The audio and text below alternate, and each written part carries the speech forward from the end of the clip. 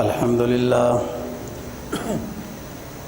للہ وکفا والصلاة والسلام علی سید الرسل وخاتم الانبیاء وعلى آلہ واصحابہ الذین اوفوا عہدا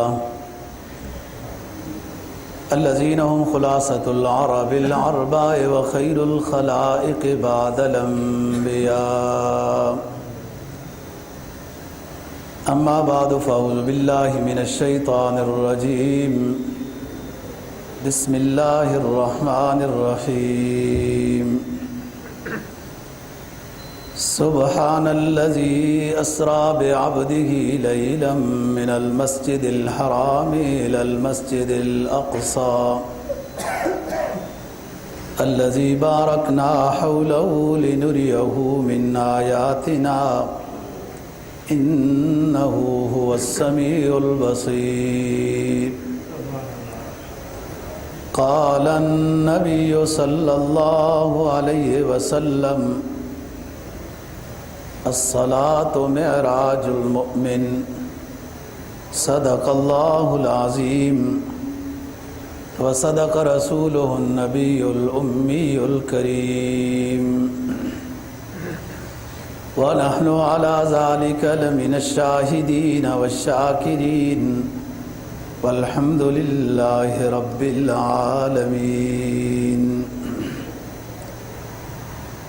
سورہ بنی اسرائیل 15ویں پارے کی پہلی آیت کریمہ اور جناب نبی پاک صلی اللہ علیہ وسلم کے ایک فرمان جس کو امام بیہقی نے روایت کیا ہے، آپ کے سامنے تلاوت کیا۔ فرمایا اللہ رب العزت نے سبحان الذی اسری بعبدہ لیلا من المسجد الحرام الی المسجد الاقصی، پاک ہے وہ ذات جس نے اپنے بندے کو سیر کرائی مسجد حرام یعنی مکہ مکرمہ سے مسجد بیت المقدس تک، الذی بارکنا حولہ لنریہ من آیاتنا، اس لیے سیر کرائی تاکہ ہم، اللہ فرماتے ہیں کہ ہم یہ بابرکت جگہیں نبی پاک صلی اللہ علیہ وسلم کو دکھائیں اور اپنی قدرت کی نشانیاں دکھائیں۔ لنریہ من آیاتنا انہ هو السمیع البصیر، بلا شبہ اللہ سننے والا، جاننے والا، دیکھنے والا ہے۔ جناب نبی پاک صلی اللہ علیہ وسلم کا جو فرمان ہے اس میں نماز کی فضیلت کا ذکر ہے کہ نماز مومن کے لیے معراج ہے، مومن کو بلند و بالا کر دیتی ہے۔ نماز کی پابندی ہی ایسی چیز ہے کہ انسان کو اس کی برکت سے تقوی نصیب ہوتا ہے، گناہ چھوٹ جاتے ہیں۔ جب تک نماز صحیح نہیں ہوتی تو دیگر گناہ وغیرہ بھی منکرات ہوتے رہتے ہیں، جس کو قرآن نے فرمایا ان الصلاۃ تنہی عن الفحشاء والمنکر، نماز رکاوٹ بن جاتی ہے گناہوں کا، چھوٹے بڑے گناہوں کے لیے نماز رکاوٹ بن جاتی ہے، اور جب گناہ نہ ہو یا ہوں تو توبہ استغفار ہو جائے تو انسان اللہ کا مقرب بن جاتا ہے، اونچا ہو جاتا ہے۔ عرجہ یا عروج کے معنی ہوتے ہیں بلندی کی طرف چڑھنا۔ دوسرا مطلب یہ بھی ہو سکتا ہے کہ الصلاۃ معراج المؤمن، کہ نبی پاک صلی اللہ علیہ وسلم کو معراج کے سفر میں نماز کا فریضہ سونپا گیا، تو اس طرف بھی اشارہ ہے۔ پھر اس طرف بھی اشارہ ہے کہ جتنے رکن اسلام ہیں، اسلام کے فرائض اور ارکان ہیں، سب وحی کے ذریعے سے جبرائیل علیہ السلام نبی پاک صلی اللہ علیہ وسلم کے پاس لے کے آئے۔ جتنے بھی احکام اور شریعت میں فرض کیے گئے یا جن چیزوں سے روکا گیا، ساری چیزیں وحی کے ذریعے سے نبی پاک صلی اللہ علیہ وسلم کے پاس پہنچی۔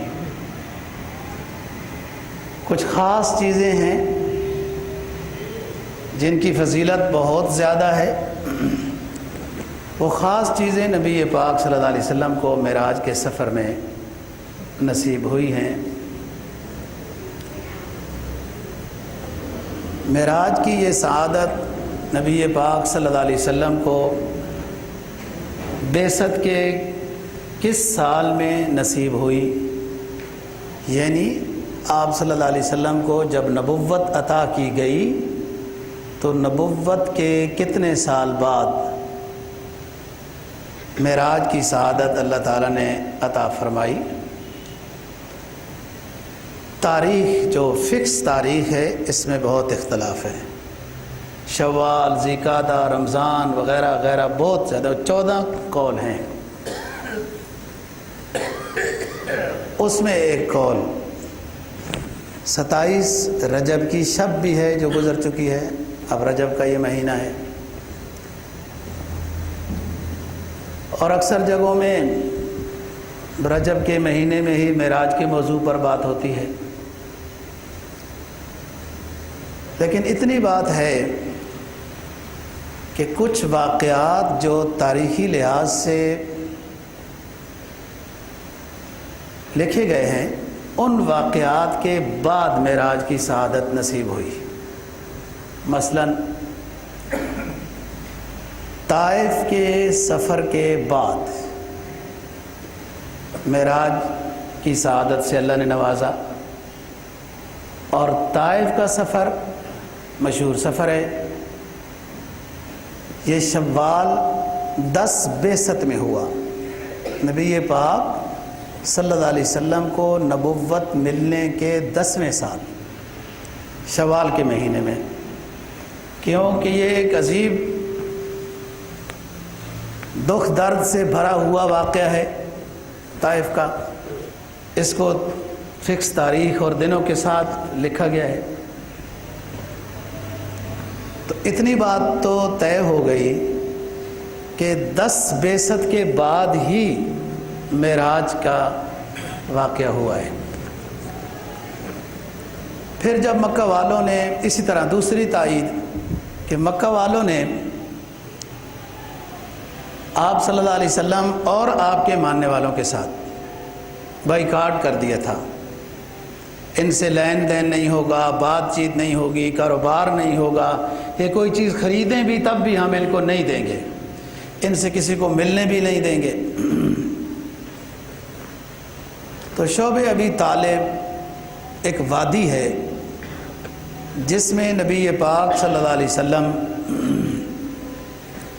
اور آپ کے جتنے ماننے والے حضرات صحابہ اور رشتہ دار بھی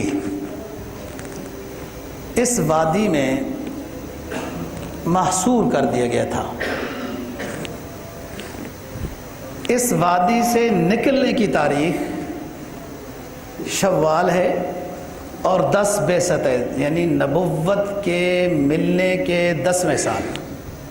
وہ جو لکھا ہوا تھا معاہدہ، اس کو دیمک کھا گئی، وہ معاہدہ ختم ہو گیا، اور شعب ابی طالب میں جو آپ اپنے ساتھیوں کے ساتھ محصور تھے وہاں سے آپ لوگ نکل آئے سارے۔ تاریخ یہ لکھتی ہے کہ شعب ابی طالب سے نکلنے کے بعد معراج کی سعادت نصیب ہوئی۔ اس سے بھی پتہ چلا کہ 10 بعثت سے پہلے نہیں ہے، یعنی نبوت کے ملنے کے 10 سال سے پہلے معراج نہیں ہوا۔ اسی طرح آپ صلی اللہ علیہ وسلم نے جس سال کو اپنے لیے عام الحزن فرمایا کہ یہ غموں والا سال ہے، اس سال میں 3 غم پیش آئے تھے، اولاً 2، پھر اس کے بعد تیسرا بڑا غم تھا، اور ان تینوں غموں کا تعلق بعثت کے 10ویں سال شوال کے مہینے میں ہوا۔ پہلا غم کہ جب شعب ابی طالب سے آپ باہر آئے تقریباً رمضان کی آخری تاریخیں تھیں، تو 3-4 دن بعد آپ کے چچا ابو طالب کی وفات ہو گئی۔ ابو طالب آپ کے ساتھ شیب ابی طالب میں تھے، انہی کی وہ جگہ تھی، ابو طالب کی ہی۔ ابو طالب کی آپ صلی اللہ علیہ وسلم کے ساتھ بہت محبت و مروت کے علاوہ دین کی خدمت کے لحاظ سے بھی انہوں نے بہت تعاون کیا ہے۔ بعض دفعہ ابو طالب کو مشرکین مکہ نے مجبور کیا ہے کہ آپ اپنے بھتیجے کو سمجھائیں، اس طرح کی تبلیغ میں باتیں نہ کیا کریں جس سے ہمارے بتوں کی تذلیل ہو جاتی ہے۔ آپ تو یہی کہتے تھے کہ اللہ کے علاوہ کوئی مشکل کشا معبود نہیں ہے، لیکن وہ سمجھتے تھے کہ اس میں ہمارے معبودوں کی بھی گویا کہ بدنامی ہو گئی ہے کہ ان سے روکا گیا ہے۔ لیکن اس طرح کی بات میں آپ صلی اللہ علیہ وسلم کا موقف بہت واضح تھا۔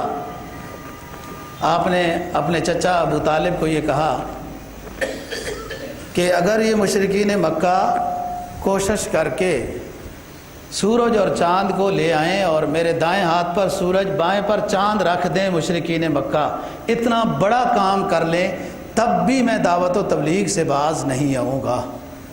تو اتنا بڑا کام تو وہ کر ہی نہیں سکتے۔ پھر اس کے بعد ابو طالب نے تبلیغ کے سلسلے میں آپ صلی اللہ علیہ وسلم کو مشرکین مکہ کی کوئی بات نہیں پہنچائی، بس ٹھیک ہے آپ کرتے رہیں۔ سمجھداری کی یہ حد تھی ابو طالب کی کہ جب آپ کئی سال اس وادی میں رہے، شیب ابی طالب میں، یہ جدھر آپ صلی اللہ علیہ وسلم کی رہائش ہے، جن حضرات نے یہ جگہ دیکھی ہے نا، اس طرف وہ غاریں سی بنی ہوئی ہیں، منا کی طرف جب نکلتے ہیں پیدل جاتے ہیں وہ جگہ ہے۔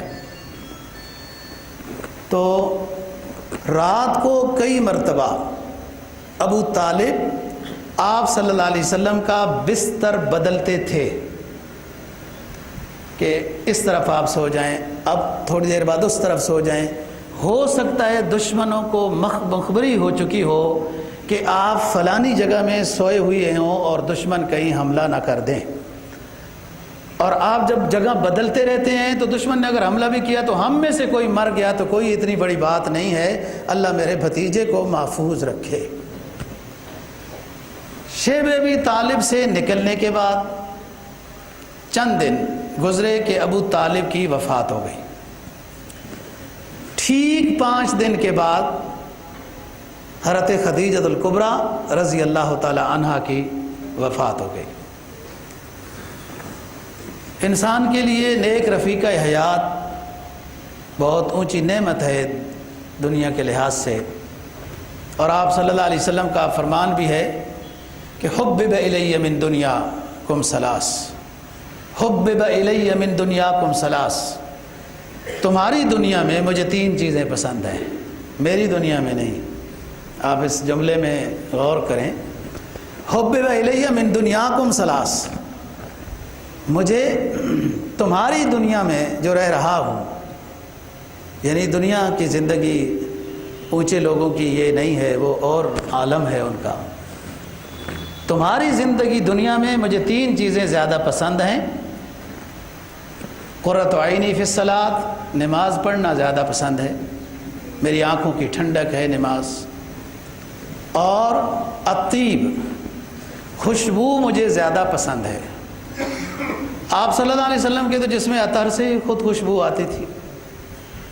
اصحاب سیر نے لکھا ہے کہ آپ کی جسم کی پسینے کی ذاتی خوشبو وہ گلاب جیسی تھی،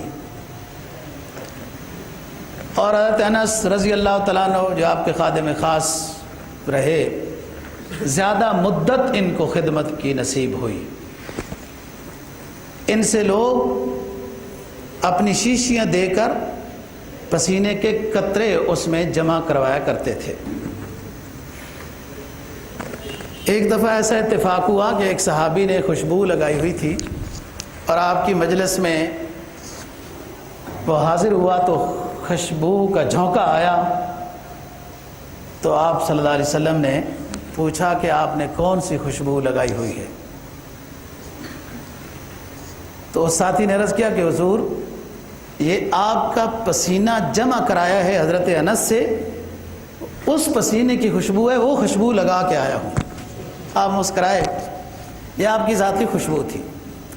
اس لیے بعض صوفیاء نے تو اپنی پوری زندگی میں گلاب کی خوشبو لگائی کہ جس میں عطر کی ذاتی خوشبو تو گلاب کی تھی۔ تو فرمایا حبب الیہ من دنیاکم ثلاث، مجھے تمہاری دنیا میں 3 چیزیں پسند ہیں، ایک نماز، ایک اچھی خوشبو لگانی چاہیے۔ جناب نبی پاک صلی اللہ علیہ وسلم نے عود، مشک، گلاب یہ خوشبوئیں زیادہ پسند کی ہیں، اور عود کی خوشبو کو جو بخاری کی روایت ہے یوں فرمایا کہ اپنے بچوں کو بھی لگایا کرو، ملا کرو، یہ لفظ ہے ملنے کا، سر پر وغیرہ، کہ عود کی خوشبو میں یہ اللہ نے برکت رکھی ہے کہ بچے نظر بد وغیرہ سے محفوظ رہتے ہیں۔ بہرحال عطر زیادہ اچھی چیز ہے، اور دوسری خوشبو جو آج کل کی چلی ہوئی ہے وہ بھی لگانا جائز ہے، حرام نہیں ہے۔ خوشبو ایسی ہو جس سے راحت ہو، کیونکہ خوشبو روح کی غذا ہے، خوشبو روح کی غذا ہے۔ اور فرشتے، جو بندہ صاف ستھرا جتنا رہتا ہے اور اس سے بدبو نہیں آتی، تو فرشتے خوشی سے اس کے قریب آتے ہیں، خصوصاً جو خوشبو لگانے والے۔ دنیا کو تو آج کل جناب خوشبوؤں سے الرجی ہوتی ہے، وہ اپنی الرجی کا علاج کراؤ بھائی، خوشبو تو سنت ہے۔ ہاں خوشبو ایسی نہ ہو کہ کپڑے لینے کے لیے گئے، جوتے لینے کے لیے گئے تو بڑے اعلیٰ پسند کیے، اور خوشبو والے کو کہتے ہیں یہ 30 روپے کی خوشبو اس میں ڈال دو، تو 30 روپے کی خوشبو ایسی ہوگی نا، پھر آپ کو الرجی ہوگی۔ خوشبو میں معیار ہوتا ہے۔ جی تیسری چیز رسول پاک صلی اللہ علیہ وسلم نے فرمایا جو مجھے پسند ہے، المرأۃ الصالحہ، نیک رفیقہ حیات بہت پسند ہے۔ نیک رفیقہ حیات، حدیث میں سرکار کا فرمان ہے کہ جب انسان گھر میں آئے وہ تبسم کے ساتھ پیش آئے، شوہر جو کہے اس کو مانے، تبسم کے ساتھ پیش آئے، خیریت پوچھے، اور جو شوہر حکم کر رہا ہے اس کو مانے، یہ نیک رفیق حیات ہے۔ نبی پاک صلی اللہ علیہ وسلم جب دعوت و تبلیغ کے سلسلے میں تھکے ہوئے گھر تشریف لاتے تو حضرت خدیجہ رضی اللہ تعالیٰ عنہ آپ کے لیے تسلی کا سبب بنتی تھی۔ اور سب سے پہلے جو بات ہوئی کہ غار حرا میں جبرائیل علیہ السلام آئے اور انہوں نے دبوچا اور اقرا بسم ربک الذی خلق والی آیات نازل ہوئیں۔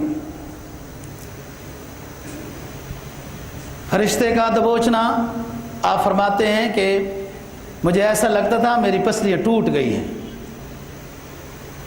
اور پھر اس کے بعد مجھے انہوں نے پڑھائی چیز، واپس آ گئے آپ صلی اللہ علیہ وسلم۔ تو ایک عالم ملکوتی ہے، علویات، ایک عالم سفلیات ہے، یہاں تقابل ہو رہا ہے۔ ایک نورانی مخلوق نے کچھ اپنا اثر ڈالا ہے سرکار دو جہاں صلی اللہ علیہ وسلم پر، ابھی آپ کو نبوت مل رہی ہے، آپ کے اوپر بخار سی کیفیت ہو گئی۔ یہ بات کہ کسی کی کیفیات کا تأثر لینے سے بخار سی کیفیت ہو جاتی ہے، یہ ایک اہم روحانی باب ہے تصوف کا، کہ جب آپ اسی صحیح نیک اللہ والے صاحب نسبت بزرگ کی صحبت میں آئیں گے تو اس کے تکشف اور تأثر سے، اس کی روحانی تجلی سے، اس کے توجہ سمجھ لیں آسان لفظوں میں، اس کی توجہ سے جو یہ سالک ہوتا ہے، مبتدی جو ایک نیک بزرگ سے کچھ تعلق قائم کرنا چاہتا ہے، اس کے اوپر پھر کچھ کیفیت حدت کی طاری ہو جاتی ہے، روحانی طور پر انسان پر کچھ بخار کے اثرات سمجھ لیں کہ یہ ہو جاتے ہیں۔ آپ گھر میں تشریف لائے اور خوب تھکے ہارے اور طبیعت خراب تھی. دنیا کہتی ہے اپنی بیگم کو آرڈر نہیں کرنا چاہیے. نہیں، یہ کہاں سے پڑھ کے آئے ہیں؟ یہاں سنیں. آپ جیسے گھر میں تشریف لائے، فرمایا یا ختیجہ، یا ختیجہ، اپنی زوجہ کو مخاطب کیا، فرمایا زملونی زملونی، اے ختیجہ مجھے چادر اڑا دو، چادر اڑا دو، یہ امر ہو رہا ہے. خدیجۃ الکبریٰ رضی اللہ تعالی عنہ نبی پاک صلی اللہ علیہ وسلم کے لیے چرپائی بچھاتی ہیں، سرکار کو لٹاتی ہیں، کمبلی اڑاتی ہیں اور سر پر کھجلی کرنے لگ جاتی ہیں تاکہ میرے سرتاج کو راحت ہو. اور کیا جملے ارشاد فرماتی ہیں جو امام بخاری نے اپنی کتاب میں ان مبارک جملوں کو رقم کیا. فرمایا کلا بلا لا یخزیک اللہ ابدا انک لتصل الرحم وتحمل الکل وتقری الضیف وتعین علی نوائب الحق واللہ اشہد انک رسول اللہ. اللہ کی قسم میرے محبوب، میرے سرتاج، اللہ کی قسم آپ کو اللہ کبھی رسوا نہیں کرے گا، اس لیے کہ آپ کی خوبیاں یہ ہیں کہ آپ تھکے ہاروں کو مدد کی صورت بن جاتے ہیں، مہمان نواز ہیں، بھٹکے ہوئوں کو راہ دکھاتے ہیں. جس شخص میں یہ خوبیاں ہوں اللہ اسے کبھی رسوا نہیں کرتا. جو آپ مجھے اپنی کہانی سنا رہے ہیں، اس کہانی کا مطلب میں یہ سمجھی ہوں کہ اللہ رب العزت آپ کو اپنا پیغمبر بنا چکے ہیں. اور سب سے پہلے میں گواہی دیتی ہوں واللہ اشہد انک لرسول اللہ، اللہ کی قسم آپ اللہ کے رسول ہیں. تو 3 غم آئے، چچا فوت ہو گیا، فکس 5 دن بعد یہ بیگم فوت ہو گئی جو اتنا تسلی کا سبب بنتی تھی. آپ کی بیٹیاں تو تقریباً 1-2 کی شادی بھی ہو چکی تھی، کچھ 11 سال کے لگ بھگ ہیں، کچھ چھوٹے بچے ہیں. یہ ساری اولاد ہی تقریباً حضرت خدیجہ رضی اللہ تعالیٰ عنہ سے ہے، سوائے حضرت ابراہیم کے جو ماریہ قبطیہ سے ہیں. طیب، طاہر، قاسم اور ابراہیم، بعض رات نے عبداللہ بھی لکھا، اور 4 آپ کی بیٹیاں ہیں جن کی 2 بیٹیوں کا نکاح شروع میں ابو لہب کے بچوں کے ساتھ تھا، اور ابو لہب نے ایمان نہیں لایا، آپ کا چچا ہے. تو پھر آپ نے بچوں سے کہا تھا کہ نبی کی بیٹیوں کو طلاق دے دیں، چنانچہ طلاق ہو گئی. اور یہی 2 بیٹیاں یکے بعد دیگرے حضرت عثمان غنی رضی اللہ تعالیٰ عنہ کے نکاح میں آئی ہیں. اور تیسری بیٹی ابو العاص کے نکاح میں، اموی کے نکاح میں آئی. حضرت عثمان بھی اموی ہیں. چوتھی بیٹی جو چھوٹی بیٹی ہے حضرت فاطمہ رضی اللہ تعالیٰ عنہ، یہ حضرت علی رضی اللہ تعالیٰ عنہ کے نکاح میں آئی. پتہ نہیں دنیا کو کیوں نہیں سمجھ آتا، اور نبی کی 4 بیٹیوں کو ماننے میں پتہ نہیں مشکل کیا ہے. دیکھو نہیں، ماننے میں کیا مشکل ہے، بوجھ اٹھانا ہے. قرآن کہتا ہے یا ایھا النبی کل ازواجک وبناتک ونساء المؤمنین یدنین علیہن من جلابیبہن. عربی تو بندہ تھوڑی سی سیکھ لیتا ہے، قرآن حدیث کو سمجھنے کے لیے، اسلام کا ٹھیکیدار بننے کے لیے، کہ الٹی سیدھے ترجمے تو نہ کرے نا بندہ، کچھ تھوڑی بہت عربی سیکھ لے. یا ایھا النبی کل ازواجک، اے نبی اپنی بیویوں کو فرما دیجئے. بیویاں تو 11 مانی جا رہی ہیں. وبناتک، اور اپنی بیٹیوں کو فرما دیجئے. ہوتی بات بیٹی کی، ایک تو قرآن تو سچی کتاب لا ریب کتاب ہے نا جی، قرآن کے تو ایک جزم غلط نہیں ہے، یہ تو جمع کا صیغہ ہے۔ اگر بیٹی ایک تھی نبی کی اور قرآن پھر غلط بیان نہیں کر رہا ہے، بیٹیاں کہہ رہا ہے، بیٹی کہنے سے بھی قرآن کو کیا تھا؟ یا ایھا النبی قل لازواجک، اے نبی فرما دیجیے اپنی بیویوں کو اور اپنی بیٹیوں کو اور تمام ایمان والی عورتوں کو، تمام ایمان والی عورتوں کو جب گھر سے باہر نکلا کریں تو پردہ کر کے نکلا کریں۔ تمام ایمان والی عورتوں کو، تشریح کروں، تمام ایمان والی عورتوں کو فرما دیجئے یدنین علیہن من جلابیبہن۔ یہاں تو نبی کی بیویاں جو امت کی مائیں ہیں، نبی کے دنیا سے سفر کرنے کے بعد نبی کی بیویوں سے کسی کا نکاح نہیں ہو سکتا، کیونکہ وہ امت کی مائیں ہیں، ماؤں سے نکاح نہیں ہو سکتا۔ جب ماؤں کو یہ کہہ دیا گیا کہ اپنے امتیوں سے، اپنے روحانی امتی بیٹوں سے بھی پردہ کرنا ہے، پھر کون مستثنا ہو گیا؟ تو فرمایا کہ غم آئے مجھ پر، ایک غم چچا فوت ہو گیا، دوسرا غم بیگم رفیقہ حیات فوت ہو گئی، اور تیسرا غم کہ میرے آبائی رشتہ دار طائف میں آباد تھے، میں وہاں چلا گیا۔ بھائی اب یہاں تو چچا سہارا بنتا تھا وہ بھی نہیں، گھر تھکا ہارا آتا تھا تو بیگم سہارا بنتی تھی وہ بھی نہیں، چلو طائف والوں سے ملتے ہیں، پرانے رشتہ دار ہیں، انہوں نے تو حد کر دی ستانے کی، اور نبی کی دعا وہ ایک محب محبوب کی بات ہے، اللہم انی الیک اشکو بسی، نبی کی دعا ہے میرے رب مجھ سے کیا ایسی بات ہو گئی کہ آپ نے مجھے ان طائف والے درندوں کے حوالے کر دیا۔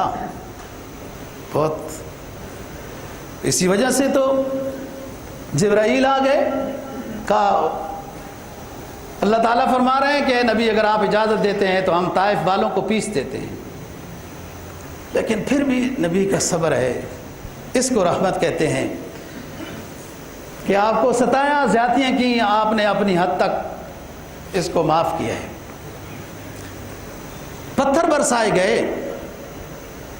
اور پتھر بھی کس طرح کے، آپ کے پاؤں مبارک آپ کی نال مبارک میں خون کی وجہ سے چپک گئے تھے، خون کے اندر جو چپکنے کی وہ چیز ہے وہ خشک ہونے کی وجہ سے آپ کے پاؤں چپک گئے تھے، اور اب ایک تھکے ہوئے جرنیل کی طرح بنو ثقیف کے ایک کھجور کے قریب آپ جا کے رکے۔ میں نے ماشاءاللہ الحمدللہ وہ جگہ دیکھی ہے، وہاں چھوٹی سی مسجد ہے جہاں آپ نے سہارا لیا، اور اس طائف سے وہ لڑکا آیا تھا وغیرہ، اور انگور پیش کیا۔ بعض علماء نے لکھا ہے تبلیغ کی قبولیت کی دلیل یہ ہے کہ خون اتنا بہے کہ پاؤں چپک جائیں، ہماری کیا تبلیغ؟ تو آپ نے جبرائیل کو جواب دیا نہیں، میں عرض کرتا ہوں اللہ سے کہ طائف والوں کو نہ ہلاک کریں، انہوں نے مجھے پہچانا نہیں، ہو سکتا ہے ان کی نسلوں میں کوئی شخص ایسا آ جائے جو مجھے پہچان لے۔ میں اس نقطے پر بات کر چکا ہوں کہ محمد بن قاسم ثقفی، جس نے راجہ داہر کی درندگی سے مسلمانوں کے سندھ کے خطے سے آزاد کرایا تھا، یہ محمد بن قاسم ثقفی، یہ اسی طائف قبیلے کا ہے کہ جس قوم کو جبرائیل نے کہا کہ اگر اجازت دیں تو ہم تباہ کر دیتے ہیں، آپ نے فرمایا کہ نہیں، انہوں نے مجھے پہچانا نہیں، ان کی قوم، ان کے بچے ہو سکتا ہے مجھے پہچان لے۔ یہ محمد بن قاسم اسی قوم کا ہے جس نے اس انداز میں پہچانا کہ 17 سال والا نوجوان، دوستو وہ کیا نوجوان ہوتا ہے، ہمارا نوجوان تو 17 سالہ والا بچہ ہوتا ہے، ابھی اس کو نماز کے لیے بھی کوئی نہیں کہتا، اور اس نے نظام ہستی کو بدل دیا تھا۔ مرحوم کہتا ہے نا مجذوب، کہیں مدت میں ساقی بھیجتا ہے ایسا مستانہ، کہیں مدت میں ساقی بھیجتا ہے ایسا مستانہ، بدل دیتا ہے جو بگڑا ہوا دستور میں خانہ. ہندوؤں کی حکومت تھی، اور جو چوکوں اور چوراہوں پر تصویر بنا کر لٹکائی گئی تھی وہ مسلمانوں نے نہیں لٹکائی تھی، وہ ہندوؤں نے لٹکائی تھی. جب گزرتے تھے چوک سے تو ہندو بھی محمد بن قاسم کو سلام کر کے گزرتے تھے کہ اے محمد بن قاسم تیری عظمت کو سلام کہ تو نے ایک ظالم اور بے غیرت شخص سے ہماری ماؤں بہنوں بچیوں کو محفوظ کر دیا ہے. یہ ہندوؤں نے تصویر بنائی، اور جو تصویر کتابوں میں آپ دیکھتے ہیں وہ ٹھیک تصویر ہے. اس وقت یہی طریقہ تھا جو رکھی گئی اس کو وہ یوں کیا گیا. تو غم آئے. طائف میں ایک امید تھی کہ وہاں سے کچھ ہو جائے گا، تو الٹا یہ ہوا. اور پھر بھی آپ نے بد دعا نہیں کی. تبلیغ کے سلسلے میں آپ کو جتنی تکلیفیں آئیں تقریباً آپ نے بد دعا نہیں کی، تقریباً. لیکن جہاں دھوکہ ہوا نبی پاک صلی اللہ علیہ وسلم کے ساتھ، یا جہاں نبی کی گستاخی کی گئی، ایسے موقع پر نبی پاک صلی اللہ علیہ وسلم نے بد دعا کی ہے. آپ کو یاد ہے کہ مدینہ طیبہ میں قبیلہ زکوان، رعل، بنو سلیم وغیرہ یہ آئے اور انہوں نے یہ درخواست کی کہ ہمارے 70 قبیلے مسلمان ہو چکے ہیں اور ہمیں قاری چاہیے، اچھے قاری چاہیے. تو ہم جو ہے اپنے علاقے میں ان قاری صاحبان کو لے جائیں گے، وہ ہمیں قرآن حدیث اسلام سکھائیں گے. اور آج کل کی دنیا کو کیا پتہ ہے کہ قاری کتنا مشکل سے تیار ہوتا ہے. آپ نے اس وقت کی کریم، مدینہ طیبہ کی کریم 70 قراء قبیلہ زکوان، رال وغیرہ کے حوالے کیے، لیکن انہوں نے دھوکہ کیا، جھوٹ بولا. اور وہاں جا کر بیر معونہ، ایک کنواں ہے معونہ،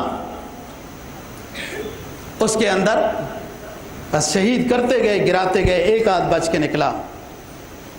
اور جب شہید ہو رہے تھے تو انہوں نے جملے کہے جو نبی پاک صلی اللہ علیہ وسلم تک پہنچے اللہ کے امر سے.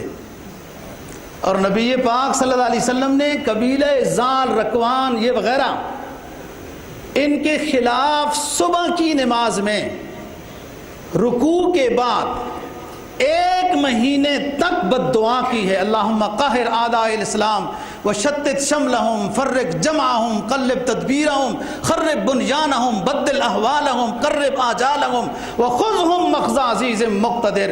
میرے رب ان پر تباہی کر، بربادی کر، ان کو پکڑ لے، قحط میں مبتلا کر، ان کو لنگا لوڑا کر دے وغیرہ. کہ انہوں نے میرے ساتھیوں کو یوں دھوکے کے ساتھ شہید کیا ہے. 1 مہینہ اور ایک بھی نہیں بچا، ان میں سے تباہ و برباد ہو گئے. اور وہ جو گستاخ تھے نبی پاک صلی اللہ علیہ وسلم پر ہم کئی دفعہ بات کر چکے ہیں. اور ان نوجوانوں نے کہ جنہوں نے شہادت نوش کی ہے بیر معونہ میں، یہ گھبرائے نہیں. جب انہیں پتہ چل گیا کہ ہمارے ساتھ دھوکہ ہو گیا تو کچھ جملے بولے جو ہمیشہ کے لیے بخاری شریف کی زینت بن گئے. فرماتے ہیں بلغوا عنا قومنا انا لقینا ربنا ورضی عنا وارضانا. بیر معونہ پر 70 کے لگ بھگ قراء جو شہادت نوش کر رہے ہیں، جملے بول رہے ہیں بلغوا عنا قومنا انا لقینا ربنا ورضی عنا وارضانا. اے میرے رب، ہم بیر معونہ پر شہادت حاصل کر رہے ہیں، یہ ہماری مظلومانہ فریاد ہمارے حبیب صلی اللہ علیہ وسلم کو پہنچا دیجئے. اور ہم بیر معونہ پر شہادت حاصل کر رہے ہیں، اپنے رب سے ملاقات کر رہے ہیں. شہادت حاصل کر کے اپنے رب سے ملاقات حاصل کر رہی ہیں، اور یہ ہمارے رب سے ملاقات اتنی کامیاب ثابت ہوئی، ہماری یہ ملاقات بیرے معونہ پر شہادت حاصل کرنے کی صورت میں اتنی کامیاب حاصل ہوئی، اتنی کامیاب ہماری ملاقات اپنے رب سے ثابت ہوئی کہ وہ ہم سے راضی ہو گیا، ہم اس سے راضی ہو گئے۔ شہادت لے رہے ہیں، خوش کتنے ہیں؟ شہادت کے ٹائم پہ ایک تو زید بن دسنہ نے اشعار پڑھے تھے۔ اشعار تو اس وقت ورود ہوتا ہے دوستو جب طبیعت میں انشاط ہوتا ہے، یہ شہادت لیتے وقت بھی فخر حاصل کر رہے تھے، اور بخاری شریف کے یہ جملے ہیں، بلغوا انا قومنا انا۔ تو میں بتا رہا ہوں کہ دعوت و تبلیغ کے سلسلے میں آپ صلی اللہ علیہ وسلم کو جو تکلیفیں ہوئی، بہت کچھ ہوا، آپ کے ساتھیوں کو گرم ریت پر وغیرہ وغیرہ، لیکن آپ نے کافی حد تک صبر و تحمل کیا ہے، اور آپ نے بد دعا نہیں دی۔ جہاں بد دعا کے واقعات ہیں، دھوکہ ہوا ہے، یا یہ کہ آپ صلی اللہ علیہ وسلم کی گستاخی اور غلط بات انہوں نے کی، تو پھر آپ نے اللہ سے درخواست کی ہے۔ تو طائف والا غم بھی آیا، اور پھر اس کے بعد غم اس سے پہلے زوجہ کا بھی آ چکا ہے وفات کا، اور چچا کا بھی غم آ چکا ہے۔ اس سال کو آپ فرمایا کرتے تھے عام الحزن، یہ غموں والا سال ہے، مجھ پر غموں والا سال ہے۔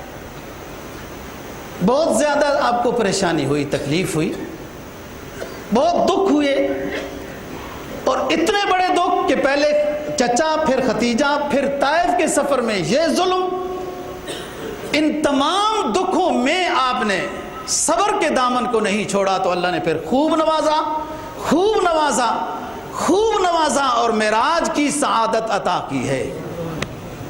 یہاں پر علماء تصوف نے دوستو بہت اونچی بات لکھ دی ہے، اللہ ہمیں عمل کی توفیق نصیب فرمائے، کہ جب انسان جتنا صبر کرتا ہے اس کو پھر اتنا ہی اونچا نوازا جاتا ہے، جتنا صبر کرتا ہے۔ نفس کشی، نفس کشی یہ اونچا صبر ہے، یہی تقوی ہے۔ نبی پاک صلی اللہ علیہ وسلم کو پھر سن 10 بعثت یعنی مدینہ کی طرف تشریف لانے سے 3 سال پہلے یہ سفر ہوا۔ اس سفر میں کل 3 باتیں ہیں۔ ایک تو تنبیہات دکھائی گئی ہیں، نماز نہ پڑھنے والوں کا عذاب، زکوٰۃ نہ دینے والوں کا عذاب، سود خوروں کا عذاب، غیبت کرنے والوں کا عذاب، چغلی وغیرہ غیبت کرنے والوں کا عذاب، وہ علماء جو حق بیان نہیں کرتے ان کا عذاب وغیرہ، یہ تنبیہات دکھائی گئی ہیں کہ تاکہ میری امت اس طرح کی کمزوریوں میں مبتلا نہ ہو، نماز کا پابند ہو، زکوٰۃ کے پابند ہوں، چغلی نہ کریں، سود نہ کھائیں، علماء کو حق بیان کرنا چاہیے، یہ ساری چیزیں بیان ہوئی۔ اور مجاہدین اسلام کی سعادت، اس میں فضائل دکھائے گئے ہیں۔ مجاہد اونچی چیز ہے۔ ایک تو اس سفر میں تنبیہات ہیں، دوسرا اس سفر کے اندر جو اللہ کی طرف سے امت کے لیے عمل کی صورت میں کچھ چیزیں عطا کی گئی ہیں۔ دوسری چیز اس سفر میں امت کے لیے جو عمل کرنے کی چیزیں ہیں وہ عطا کی گئی، اور کوئی اتنا لمبا سبق بھی نہیں ہے، 3 چیزیں ہیں، آسان ہے ان پر عمل کرنا۔ ایک چیز ہے خواتیم سورۃ البقرہ، آخری رکوع سورہ بقرہ کا عطا کیا گیا، اس میں جو کچھ دعائیں ہیں وہ عطا کر دی گئی ہیں، وہ قبول شدہ ہیں۔ ہر بندہ معمول بنائے سورہ بقرہ کے آخری آیات کے پڑھنے کی، اور فرمایا کہ جو دن کو پڑھتا ہے سارا دن حفاظت فرشتے کریں گے، جو شام کو پڑھتا ہے ساری رات حفاظت کریں گے۔ للہ ما فی السماوات و ما فی الارض آمن الرسول، 3 آیتیں ہیں، لا یکلف اللہ نفسا الا وسعہا، سورہ بقرہ کی آخری ہے، پہلی سورت قرآن کی فاتحہ کے بعد۔ ایک چیز عطا کی گئی۔ دوسری چیز اللہ رب العزت نے امت کے لیے عطا فرمائی کہ جو امتی اللہ کی ذات و صفات میں شرک نہیں کرے گا، اللہ فرماتے ہیں ہم اس کی مغفرت کر دیں گے۔ اللہ معبود ہے، اس کی ذات میں، الوہیت میں، اس کی الوہیت میں، اس کے معبود ہونے میں، اس کی ذات اور صفات میں کوئی شریک نہیں ہے۔ یہ نیکی ایسی ہے جو انسان کے لیے نجات کا سبب بنے گی، بہت اونچی نیکی ہے۔ ہر وقت وہ نیکی جو بندے کے ساتھ ہے اور اس کو اجر مل رہا ہے، وہ توحید کی نیکی ہے، شرک سے برات ہے۔ یہ دوسری چیز۔ اور تیسری چیز جو اس سفر میں عطا کی گئی ہے، اللہ سب مسلمانوں کو سمجھ اور عمل کی توفیق نصیب فرمائے، وہ نماز، 5 نماز کی فرضیت۔ وہ لمبی بات ہے کہ 50 ہوئی، پھر یوں ہوا، آخر میں فیصلہ یہ ہوا کہ 5 ہیں، لیکن لا تبدیل لکلمات اللہ، اللہ کا فیصلہ بدلتا نہیں ہے۔ آپ کی درخواست سے آپ کی امت پر نمازیں تو 5 فرض کر دی گئی، لیکن جو 5 پڑھے گا ہم ثواب اس کو 50 کا ہی دیں گے۔ یہ چیز عطا کی ہے۔ اور امتی کو نماز کی پابندی میں سستی نہیں ہونی چاہیے۔ وہ سستی کر کے کیا بنانا چاہتے ہو؟ کیا کرنا چاہتے ہیں سستی کر کے نماز میں؟ آپ گاہک کو تو کھینچ کے تو لا نہیں سکتے، اور کیا کر سکتے ہیں؟ جیسے اذان ہو جائے، آپ کا ایمان آپ کو جھنجھوڑتا نہیں ہے کہ وہ مسجد تک لے آئے، تو یہ ایمان پھر کتنا کمزور ہے، یہ جنت تک کیسے لے جائے گا جو ایمان آپ کو مسجد تک نہیں لے آتا؟ اپنے آپ کو درست کرنے کی کوشش کرو۔ یہ دوسری چیز ہے۔ اور تیسری چیز، یہ سعادت ہے نبی پاک صلی اللہ علیہ وسلم کی، اور یہ عظیم سعادت ہے۔ کسی پیغمبر کو بیداری کی حالت میں اسی جسد عنصری کے ساتھ معراج کی سعادت نہیں عطا کی گئی۔ موسیٰ علیہ السلام مقام کلیم پر ہیں، لیکن انہیں یہ سعادت نہیں حاصل ہے۔ اور بعض اصحاب سیر نے تو یہ بات لکھی ہے کہ کائنات کی انتہا عرش اعظم ہے، کائنات کی انتہا عرش اعظم ہے۔ اللہ کا عرش، استوى علی العرش ثم استوى علی العرش۔ نبی پاک صلی اللہ علیہ وسلم کو عرش پر اللہ رب العزت نے بلایا۔ یہ نبی کی سیر کی انتہا، نبوت کی ختم نبوت کی بات بتائی جا رہی ہے۔ کائنات کی انتہا نبوت کی بھی انتہا ہے کسی پیغمبر کو۔ اور نبی پاک صلی اللہ علیہ وسلم خود فرماتے ہیں کہ میں نے اپنے رب سے یہ عرض کیا کہ آپ نے ابراہیم کو خلیل بنایا، موسیٰ علیہ السلام کو کلیم بنایا، داؤد علیہ السلام کو القنا لہ الحدیدہ، لوہے کو نرم کیا، بادشاہت عطا کی، سلیمان علیہ السلام کو وسخرنا الریاح والجن والشیاطین وغیرہ سارا کچھ عطا کیا ان کی دعا سے۔ وہ دعا کیا؟ ان سے اللہ خوش ہوئے۔ سلیمان علیہ السلام سے عصر کی نماز تھوڑی لیٹ ہو گئی تھی، تو انہوں نے 100 قربانیاں دے دی، حالانکہ جہاد کے کام میں مصروف تھے، مستحب وقت سے تھوڑا لیٹ ہوئے۔ اللہ کو سلیمان علیہ السلام کی یہ قربانی بہت پسند آئی۔ بادشاہ تھے، اتنے بڑے عظیم نہیں تھے جو بعد میں عطا کی گئی۔ اللہ نے کہا سلیمان مانگو، پھر اب کیا مانگتے ہو؟ تھوڑی سی نماز کی تاخیر میں آپ نے اتنے بڑے جو آپ کے محبوب ترین جانور تھے ان کو آپ نے اللہ کے راستے میں قربان کر دیا، پھر اب مانگو، کیا مانگتے ہو؟ تو نبی پاک صلی اللہ علیہ وسلم فرمایا کرتے تھے نا، ہر پیغمبر اپنی خاص دعا مانگ چکا ہے، اس کو عطا ہو گئی ہیں، میں نے وہ خاص دعا اپنی سنبھال کے رکھی ہے، میدان حشر میں اپنی گنہگار امت کے لیے مانگوں گا، ان کی مغفرت کروں گا۔ کیا مانگتے ہیں سلیمان؟ فرمایا رب اغفر لی وہب لی ملکا لا ینبغی لأحد من بعدی۔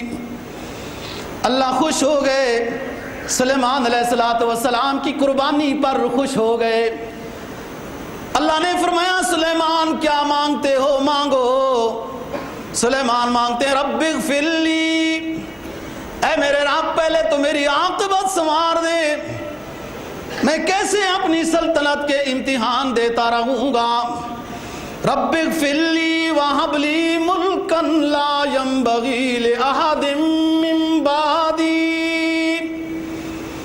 اے میرے رب جب میں مانگتا ہوں تو تیری شان کے مطابق مانگنا چاہتا ہوں، ہمارے جیسا نہیں کہ میرے رب سینکڑی عطا کر زیادہ کچھ نہیں سنبھال سکتے ہیں، چھوٹی سی کوٹھڑی عطا کر دے نہیں۔ میرے رب جب آپ نے اختیار کیا تو آپ کی شان کے مطابق آپ سے مانگتا ہوں، آپ سب خزانوں کے مالک ہیں، دینے پہ قادر ہیں، مجھے ایسی حکومت دنیا میں عطا کر کے رہتی دنیا تک پھر ایسی حکومت کسی کو بھی نہ ملے۔ اور آگے فرمایا انک انت الوہاب، میں کسی پیر فقیر کسی گدی نشین سے سلطنت نہیں مانگ رہا ہوں، میں آپ سے مانگ رہا ہوں، اور آپ میرے ایسے داتا ہیں کہ آپ دینے پہ قادر ہیں، میں لینے کے لیے محتاج کھڑا ہوں۔ اللہ نے عطا کر دی۔ پھر سلیمان، آپ فرما رہے ہیں سلیمان علیہ السلام کو اللہ نے یہ دیا فلاں دیا، مجھے کیا دیا؟ فرمایا اتخذتک خلیلا وحبیبا ہوا مکتوب الرحمن حبیب اللہ۔ اے میرے محبوب پیغمبر، آپ کو میں نے اپنا خلیل بنایا، حبیب بنایا، اور ساری خوبیاں آپ میں جمع کر کے آپ کو ایک نمائندہ بنا دیا، امام المرسلین بنا دیا، خاتم الانبیاء بنا دیا، ساری خوبیاں ظاہری روحانی آپ کو عطا کر دی ہیں، جس کو علامہ سعدی کہتے ہیں حسن یوسف دم عیسیٰ ید بیضا داری، حسن یوسف دم عیسیٰ ید بیضا داری، آنچے خوبا ہما دارن تو تنہا داری۔ اے میرے محبوب، مجھ سے نالاں کیوں ہو؟ میں نے تو کسی کو ید بیضا دیا، کسی کو کیا دیا، کسی کو کیا دیا، تو میرا ایسا محبوب ہے کہ ساری خوبیاں تجھ ایک میں یکتا کر دی ہیں۔ سب سے پہلے مشیت کے انوار سے نقش روئے محمد بنایا گیا، پھر اسی نقش سے لے کے تابانیاں بزم کون و مکان کو سجایا گیا۔ تو محمد بھی، احمد بھی، محمود بھی،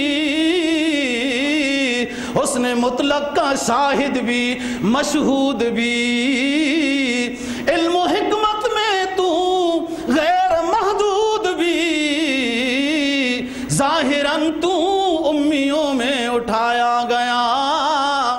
اللہ فرما رہے ہیں آپ کو میں نے خلیل بنایا، اپنا حبیب بنایا، وَأَرْسَلْنَاكَ إِلَى النَّاسِ كَافَةً بَشِيرًا وَنَذِيرًا وَدَاعِيًا إِلَى اللَّهِ بِإِذْنِهِ وَسِرَاجًا مُنِيرًا بنایا، آپ کی امت کو خیر امت بنایا، آپ کو خواتین میں سورہ بقرہ عطا کیا، سورہ فاتحہ عطا کی، آپ کو فاتح بنا کے بھیجا، خاتم النبیین بنا کے بھیجا، آپ کو کوثر عطا کی، آپ کو کوثر عطا کی، اور شفاعت کبریٰ سب سے اونچا اعزاز۔ اے میرے محبوب پیغمبر، شفاعت کبریٰ کا اذن بھی سب سے پہلے میدان حشر میں آپ کو عطا کروں گا، اور آپ اپنے گنہگار امتیوں کے لیے جب مغفرت کا سوال کریں گے، میں آپ کے سوال کو رد نہیں کروں گا، آپ کے گنہگار امتیوں کو معاف کر دوں گا۔ اللہ تعالی ہمیں دین کی سمجھ اور عمل کی توفیق نصیب فرمائے۔